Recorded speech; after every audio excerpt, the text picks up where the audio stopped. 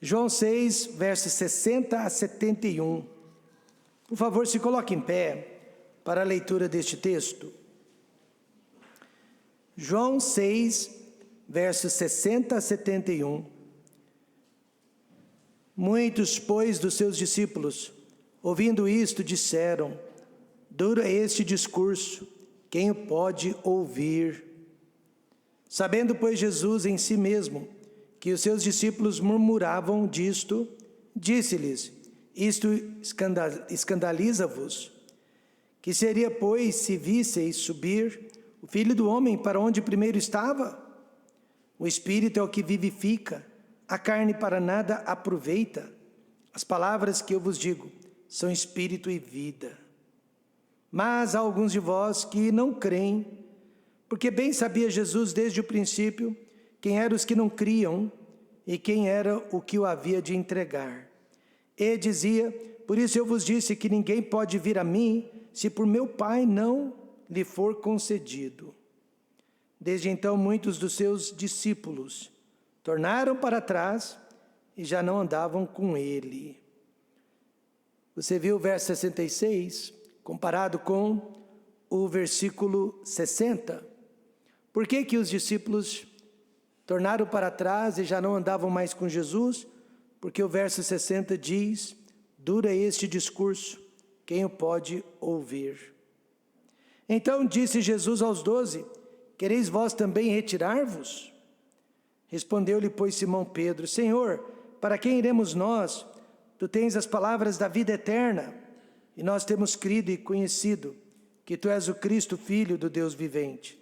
Respondeu-lhe Jesus: não vos escolhi a vós os 12? E um de vós é um diabo? E isto dizia ele de Judas Iscariotes, filho de Simão, porque este o havia de entregar, sendo um dos 12. Oremos. Querido Deus e eterno Pai, fale conosco neste momento, através da pregação de sua palavra, que o Espírito Santo tenha total liberdade de ação no meu coração e no coração de todos, para se mover entre nós, para falar conosco através dos seus ensinamentos. Venha transformar minha vida, nossa vida, através do que vamos ouvir. Venha, ó Deus, edificar individualmente as pessoas, mas também cada família aqui presente. Abençoe, ó Pai, todos os que estão neste momento debaixo do som desta voz. Seja glorificado. Me ajude, ó Deus, a ser um vaso usado nas tuas mãos. No nome de Jesus, amém. Podem se assentar? Então, de onde vêm os verdadeiros discípulos de Cristo? Você sabe? Jesus, ele começou sua escola bíblica, veja, com muitos alunos. Em determinado momento havia mais de 15 mil seguidores que estavam ao lado de Jesus Cristo, causando inveja e preocupação na competição que eram os fariseus. Mas Jesus nunca se importou muito com números. Ao contrário, ele gostava de grupos pequenos. Ele escolheu apenas 12 discípulos, e mesmo assim, dentre eles havia um traidor. E ele deu atenção maior para 3 dos discípulos, Pedro, Tiago e João, que mais tarde se tornaram os pilares, as colunas da igreja no Novo Testamento. Jesus Cristo, ele era um rabino, quer dizer professor. Ele tinha uma escola ambulante que ensinava a verdade a respeito de Deus o Pai. E a sua escola, ela foi a melhor do mundo, porque Jesus era um professor onisciente, que dominava perfeitamente todas as matérias. Mas mesmo assim, poucas pessoas deram valor àquela escola. Os 15 mil alunos matriculados desistiram da escola no meio do semestre. Por quê? Veja o verso 60. Muitos, pois, dos seus discípulos, ouvindo isto, disseram: duro é este discurso, quem o pode ouvir? Eles abandonaram a escola de Jesus Cristo, porque não gostaram do que estavam ouvindo. Eles abandonaram a escola, porque não gostaram do que estavam aprendendo. Por que fizeram a matrícula então? Por que entraram naquela escola? Porque estavam atrás das bênçãos materiais, terrenas. Eles queriam ser alimentados. No verso 26, Jesus conhecia a motivação deles. Na verdade vos digo, que me buscais, não pelos sinais que vistes, mas porque comestes do pão e vos saciastes. Infelizmente, irmãos, essas pessoas não estavam atrás do rabino messiânico para conhecer o Pai Celestial, mas eles queriam apenas as bênçãos materiais. Quando perceberam que o Messias estava ali para ensinar e não para agradar, saíram da escola. Certa vez um casal de jovens se matriculou no nosso instituto, mas eles desistiram no meio do primeiro semestre. Então o rapaz me procurou e perguntou se eu estava chateado com eles, porque eles haviam saído da escola. E eu disse não, eu não estava chateado porque eles saíram, mas eu estava chateado porque eles entraram. Por que vocês entraram sem convicção? Por que vocês entraram sem determinação de que iriam terminar? No próximo semestre, aquele casal retornou para a escola e 3 anos depois se formou. Tanto quanto saibamos, nenhum daqueles alunos voltou à escola de Jesus depois daquele dia. O Messias foi crucificado, a escola dele foi fechada, mas 11 alunos que sobraram, que conseguiram se graduar, impactaram o mundo, de norte a sul, leste a oeste, até os dias de hoje. Atos 17:6, falando desses 11 alunos, diz: estes que têm alvoroçado o mundo, chegaram também até aqui. Sabe o que isso nos ensina? Que eu e Deus somos a maioria, amém, irmãos? Você e Deus é a maioria. Um discípulo bem preparado tem mais potencial de impactar o mundo que um cientista, que um engenheiro ou um presidente da república. Mas primeiro, esse discípulo precisa decidir se ele quer ganhar o mundo ou se ele quer fazer a diferença neste mundo. De onde vieram os alunos de Cristo? Em primeiro lugar, eles vieram da religião judaica. Verso 59 diz: ele, Jesus, disse estas coisas, onde? Na sinagoga, ensinando em Cafarnaum. O judaísmo era a religião nacional de Israel e, portanto, era sim a religião de Jesus Cristo.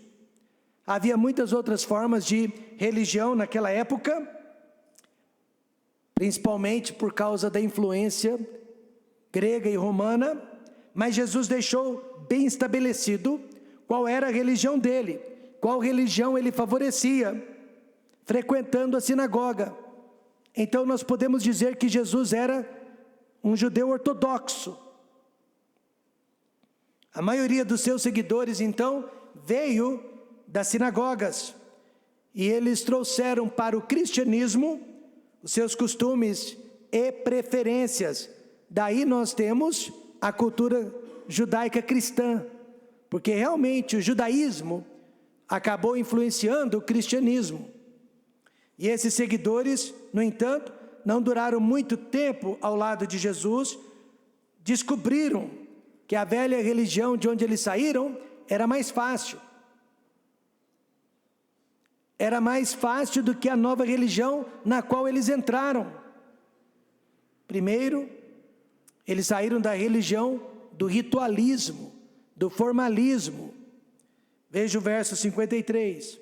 Jesus, pois, lhes disse: na verdade vos digo, que se não comerdes a carne do Filho do Homem, e não beberdes o seu sangue, não tereis vida em vós mesmos. Até aquele momento, eles faziam parte da religião mosaica, sacrificavam animais inocentes, animais mortos sobre o altar. Os judeus estavam acostumados aos sacrifícios de animais. Só que agora aparece Jesus Cristo, Filho de Deus, falando do sacrifício de si mesmo. Não mais de animais, mas de si mesmo. Aí o povo não gostou. Por quê? Porque o povo não queria mudar os seus costumes. Eles preferiam o ritual com os animais. Por quê? Porque quando eles saíam dos cultos, eles saíam com a sensação de dever cumprido, mas sem compromisso contínuo com aqueles animais. A religião deles era só naquela hora, naquele momento. Agora eles descobriram que com Jesus seria diferente, que o compromisso seria contínuo, que o compromisso seria 24 horas por dia. Amém, irmãos? Jesus aparece dizendo: comer a minha carne e beber o meu sangue. O que isso quer dizer? Compromisso comigo, casamento comigo. Só que os homens estão fugindo de compromisso. Certa feita, um jovem rapaz me disse: olha, eu prefiro a minha religião ao invés da sua. E eu perguntei: mas por que, jovem? E ele disse: porque a minha religião não mexe com a minha vida privada. A sua religião mexe com a sua vida particular. A minha me deixa à vontade. Basta eu receber uma hóstia sagrada uma vez por semana e eu estou bem com Deus. E assim como aquele rapaz, vários seguidores de Jesus também, eles estavam confiando no ritualismo da religião deles. Aí quando Jesus começou a mexer com a vida privada deles, a grande maioria voltou para trás e abandonou o caminho de Jesus. Além do ritualismo, eles saíram da religião da conveniência. Por isso eles disseram: duro é este discurso, quem o pode ouvir? Na minha antiga igreja, o pastor não pregava assim. Na minha antiga religião, as mensagens eram de autoajuda. Agora nesta religião, estão me dizendo que eu preciso fazer o que eu não posso fazer? Duro é este discurso. Agora eles se deram por conta que Jesus não era nenhum fariseu tentando agradá-los, mas um pregador tentando mudá-los, tentando transformá-los. Eu estava na igreja há poucos meses, eu era um novo convertido, quando um senhor de cabelos grisalhos veio para mim e disse, um senhor já de idade, falando com uma criança: eu não aguento mais ouvir as pregações do pastor Jaime, ele bate muito, nunca fala o que eu gosto de ouvir. Graças a Deus, criança ou não, eu não dei atenção àquele homem. E depois de alguns meses, aquele homem saiu da igreja, o que já era esperado, e a última notícia que recebemos dele é que ele havia morrido de cirrose hepática, por causa do álcool que sempre ingeria. Enquanto Jesus estava dando pão, curando as enfermidades, ele tinha seguidores aos montes. Mas quando ele começou a pregar, falar, ensinar sobre compromisso, os seguidores sumiram. Irmãos, a história sempre se repete. Em nossa própria igreja, um senhor me disse: pastor, o TBM prega a verdade, eu sei, mas eu prefiro uma igreja que tenha bateria e guitarra elétrica. E foi embora. Alguns seguidores de Cristo vieram da maior religião que existia naquela época. Infelizmente eles não ficaram, foram embora no primeiro sermão mais duro que ouviram. A escola de Jesus era a melhor escola do mundo, mas os alunos que vieram da religião judaica não conseguiram permanecer nela. De onde mais os seguidores de Cristo vieram? Eles vieram de João o Batista. No verso 68, respondeu-lhe, pois, Simão Pedro: Senhor, para quem iremos nós? Tu tens as palavras da vida eterna. Em outras palavras, só o Senhor tem as palavras da vida eterna. Mas não se esqueçam, Pedro, Tiago e João aprenderam com João Batista que Jesus Cristo era o Filho de Deus. Eis o Cordeiro de Deus que tira o pecado do mundo. E assim como o judaísmo era a religião verdadeira, João Batista também era um profeta verdadeiro. João Batista disse: quem pensais vós que eu sou? Eu não sou o Cristo, mas eis que após mim vem aquele a quem não sou digno de desatar as alparcas dos pés. Este era João. Porém, os discípulos não podiam depender mais de João, não podiam depender mais do testemunho de João. Eles teriam que, em algum momento, fazer a sua própria escolha e a sua própria decisão ao lado de Cristo. Assim como João, nesta manhã os pais podem mostrar o caminho para os filhos, os pastores mostrar o caminho para a igreja, mas um dia desses, cada um de nós, cada um de vocês precisará fazer a sua própria decisão ao lado de Jesus Cristo. Veja primeiro que os discípulos abraçaram a fé de João, e nós temos crido, e nós temos conhecido que tu és o Cristo, Filho do Deus vivente. De quem eles aprenderam isso? De João, o Batista. Antes, eles seguiram a Cristo porque João disse: eis o Cordeiro de Deus que tira o pecado do mundo. Mas agora eles estão dizendo que eles também têm crido, eles também têm conhecido que Jesus é o Filho de Deus. Esse é o melhor tipo de fé que existe. É a minha fé, amém, irmãos? É a sua fé e não a fé dos outros. Os pais procuram nos ensinar a fé, mas Deus não tem netos, amém, irmãos? Deus só tem filhos. Nunca me esqueço, um casal de pais me procurou, pediu que me ajudasse com um filho rebelde, com Tomás. Os pais tinham certeza que aquela criança era salva, que já havia nascido de novo e que só estava passando uma fase difícil.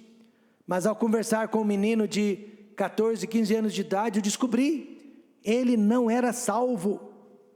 Ele apenas criou a tradição de ir à igreja com os pais.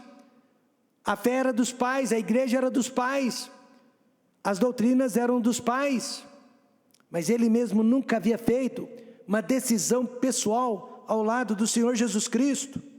Então eu disse para aqueles pais: o problema do seu filho não é a rebeldia, o problema do seu filho é a falta de salvação. Assim também, tenha certeza que você não está seguindo a fé de um pastor, a fé de um pai, a fé de uma mãe, a fé de um marido ou de uma esposa, mas que você está abraçando a sua própria fé no Salvador deste mundo, que é o Senhor Jesus Cristo. João Batista deu o pontapé, mas depois cada um deles teve que fazer a sua própria escolha, porque Deus não tem netos, Deus não tem sobrinhos, Deus só tem filhos. Por mais firme que seja o homem, ele sempre irá nos decepcionar. João Batista chegou a duvidar se Jesus Cristo era mesmo Filho de Deus, quando ele esteve na prisão. João Batista também foi decapitado e nunca ressuscitou.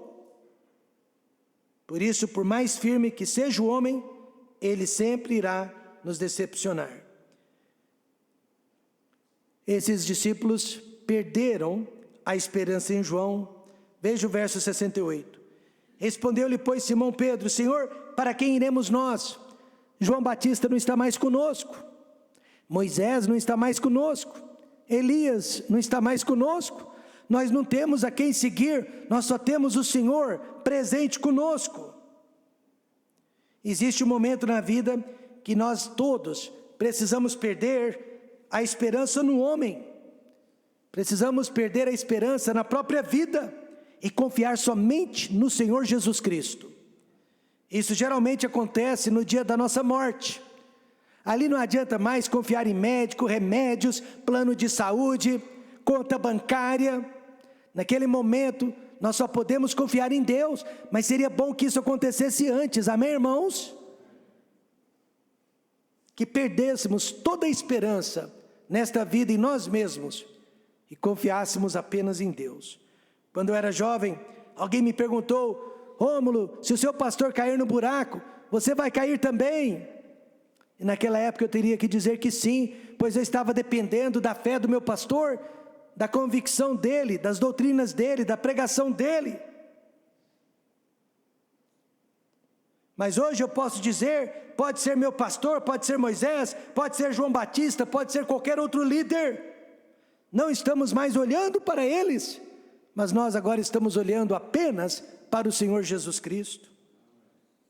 No início, João Batista foi importantíssimo para apontar o caminho, mas uma vez no caminho, os discípulos não precisavam mais dele, e assim também nesta manhã, você não precisa mais do pastor, você não precisa mais de seus pais, você precisa apenas de Deus. De onde você veio? Eu vim de uma boa igreja, eu vim através de um bom pastor, mas nada disso é garantia que você ficará firme até o fim.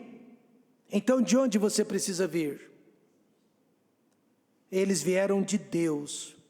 Jesus disse no verso 65, e dizia, por isso eu vos disse, que ninguém pode vir a mim, se por meu Pai não lhe foi, ou não lhe for concedido.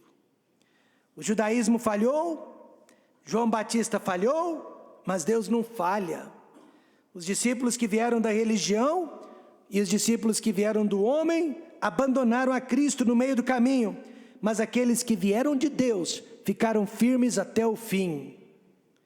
De 15.000, apenas 11 ficaram firmes ao lado de Cristo. O que você diria se 99% da igreja fosse embora da noite para o dia e apenas 1% ficasse? Você diria, acabou aquela igreja. Mas com 11 homens, Jesus colocou o mundo de cabeça para baixo.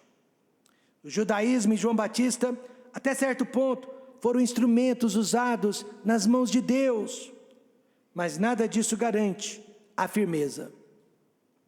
O que Jesus nos ensina? Primeiro, que nem todos são de Deus, mas há alguns de vós, verso 64, que não creem, porque bem sabia Jesus desde o princípio quem eram os que não criam e quem era o que o havia de entregar. Olha, nem mesmo Judas Iscariotes sabia que ele era o traidor, mas Jesus sabia. O anticristo já está no mundo, o anticristo está pronto para ocupar a sua liderança no mundo, mas nem ele ainda sabe que ele é o anticristo. Ele só vai saber na hora certa. Então, como ter certeza que você e eu não somos um Judas? Como ter certeza que você e eu não somos perdidos no meio dos salvos? É muito fácil. Se você tem o temor de Deus e sente tristeza quando peca, você é um filho de Deus. Paulo disse, o mesmo Espírito testifica com o nosso espírito que somos filhos de Deus. Sempre que o meu pastor pregava uma mensagem sobre Judas Iscariotes, eu saía da igreja preocupado, se eu também não era um Judas no meio da igreja. Mas o simples fato de me perguntar, de me preocupar, já mostrava que eu não era um Judas, mas um verdadeiro filho de Deus. Porque só o filho de Deus se preocupa em não pecar. 15.000 pessoas foram embora porque não reconheceram os seus pecados, não gostavam de ouvir sobre os seus pecados. 11 homens ficaram, porque sabiam que Jesus estava certo. Alguns discípulos que vieram do judaísmo foram embora. Alguns discípulos que vieram de João Batista também foram embora. Mas nenhum discípulo que veio de Deus foi embora. E segundo, Deus é quem decide quem fica e quem vai. Veja o verso 66. Desde então, muitos dos seus discípulos tornaram para trás e já não andavam com ele. Na verdade, ninguém pode dizer, eu saí da igreja, eu abandonei o caminho de Deus. Talvez você não saiba, mas é Deus quem está agora mesmo separando o trigo do joio. Então ore a Deus para que você não seja um joio, mas para que você seja trigo. Gideão, ele tinha um exército de 32 mil homens. E Deus conhecia o coração de cada um deles. E Deus disse para Gideão: vamos fazer uma limpeza neste exército. E sobraram apenas 300 homens, ou seja, 1%. Paulo disse: e para que sejamos livres de homens dissolutos e maus, porque a fé não é de todos. Um jovem estava desanimado e pronto para deixar a igreja, mas aí o pastor sabiamente disse: meu filho, você é como uma prancha de surf, você flutua, mas você não afunda. Amém, irmãos? E às vezes eu flutuo, você flutua também. Nós somos de carne e osso, Deus conhece a nossa substância, sabe que nós somos pó, mas se há salvação em nós, nós não iremos afundar. Veja Provérbios 24:16, porque 7 vezes cairá o justo e se levantará, mas os ímpios tropeçarão no mal. De onde você veio? De uma boa igreja, amém. Através de um bom homem de Deus, amém. Mas o certo, eu vim de Deus, lavado no precioso sangue do Cordeiro de Deus. E se você tem qualquer dúvida de onde você veio, ore a Deus neste momento, porque Ele tem poder para mudar a sua situação. Deus pode usar vários meios para nos trazer a Ele, a religião judaica, João Batista, mas no final das contas, Ele precisa ser a origem da nossa salvação. E João 1:12 e verso 13 mostra como podemos vir através de Deus. Mas a todos quantos receberam a Cristo, deu-lhes o poder de serem feitos filhos de Deus, aos que creem no seu nome, os quais não nasceram do sangue, quer dizer, de si mesmo, nem da vontade da carne, por vontade própria, nem da vontade do homem, quer seja João Batista ou outro, mas de Deus.